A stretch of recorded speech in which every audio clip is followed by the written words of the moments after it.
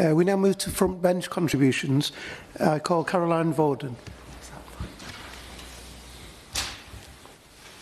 Thank you, Sir Mark. It is a pleasure to serve under your chairmanship, and I would like to begin by thanking the Right Honourable Member for Torridge and Tavistock for securing this important debate today and for his lyrical introduction to the subject. It's very clear from all the members who've contributed that there is much at stake at the moment for our rural economy.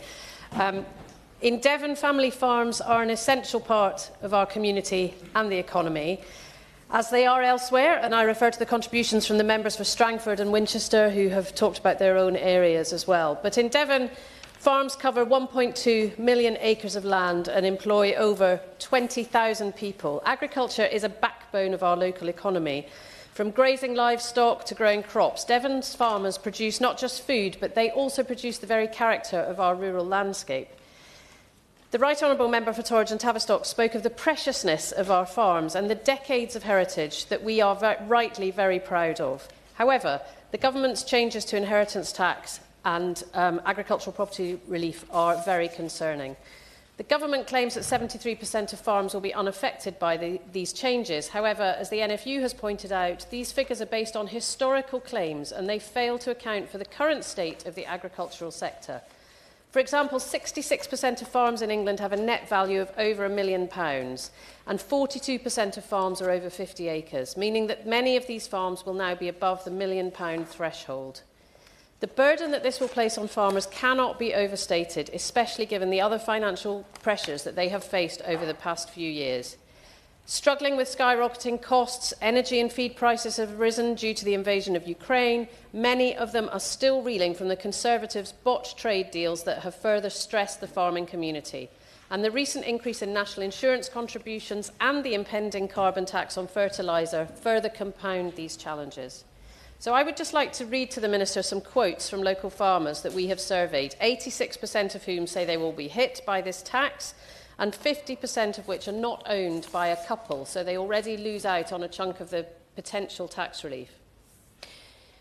We are now in the process of winding down all investment and food production on this farm in response to the budget. Producing food is difficult and carries a lot of financial risk. We will keep farming, but at a much lower level. This doesn't sound like growth to me. Our farming income for the last 2 financial years has been at a loss, mainly due to the weather. It feels so hard. This policy just knocks the confidence out. The policy, as it currently stands, will halve food production in a generation. Through previous governments, we have been encouraged to diversify in order to augment our farm income and stay afloat. Now we feel we'll be penalised for this, as we have added value to our farm, which will now be liable for inheritance tax. I feel completely let down and saddened. This will completely destroy the rural community. Farmers will be forced to sell land that has been in their families for generations, the very tool by which they produce food and earn a living. The Minister is shaking his head, but every single farmer I have spoken to says this is the case. The idea that neighbouring farmers or tenant farmers will just buy up this land is a fantasy. Most won't be able to afford it, and land may well end up being bought by non-farming companies with no interest in food production, but rather in carbon offsetting or potential development. One family now faces the prospect of having to sell at least a quarter of their assets, including tractors, sheep and land, just to pay the tax. And they tell me that rather than investing and growing their business, they are now having to wind down their farm with a view to reducing their future tax liabilities. This is a deeply worrying trend, as it could lead to a broad contraction of the sector, harming not just farmers, but the entire agricultural industry. The Liberal Democrat position is clear. This tax will disproportionately harm the farming community, and we call for the government to rethink it. But it is not just farmers.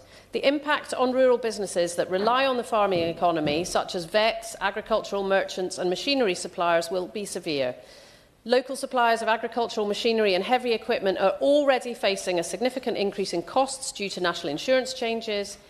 These businesses are vital to the farming economy, and again, a contraction of the sector will have a ripple effect throughout the entire rural economy.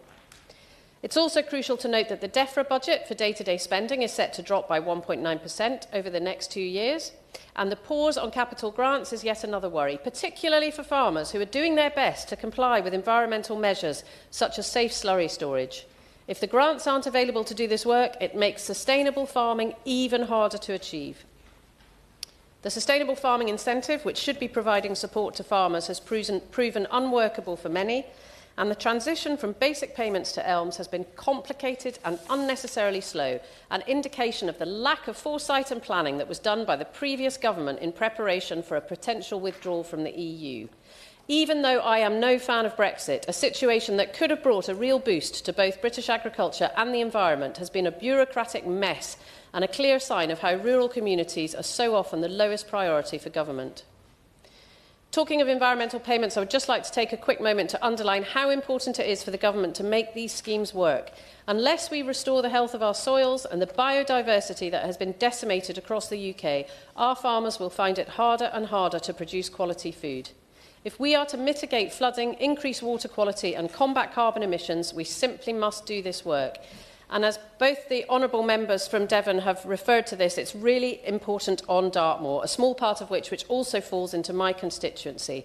It's a complex conversation about farming, stocking levels and the SSSIs, and I look forward to working with my colleagues to try and find some solutions. Environmental payments are fundamental to the future of good food production. Lower inputs are good for everyone, both nature and the farmer's back pocket. It's not an either-or, farming or the environment. We simply have to make this work. Finally, Mr. Chair, I will finish with sharing something deeply troubling that I heard from local farmers in my constituency when they came to Westminster last week. Some talked about the need to hide shotguns to prevent older owners of the family farm from taking their own lives before the inheritance tax changes come into force. They now feel that they are worth more dead than alive because of the burden these taxes would place on their families. And the Honourable Member for Honiton Sidmouth also touched on this. We know that poor mental health is rife in the farming community already, and this sudden tax change has placed an added pressure which could prove fatal. No farmer should ever feel that their legacy and livelihood are so threatened that it would drive them to such despair. In response to these challenges, the Liberal Democrats are calling for a £1 billion increase in the farming budget and for the government to reverse its decision on APR. We understand the importance of ensuring that family farms can continue to operate and thrive. Family farms are not only vital for our food security and the preservation for our rural environment, but they are also central to the history and heritage of our country. The Liberal Democrats will continue to fight for the future of family farming to ensure that our rural communities thrive and to make sure that farmers' voices are heard loud and clear in Westminster. Thank you.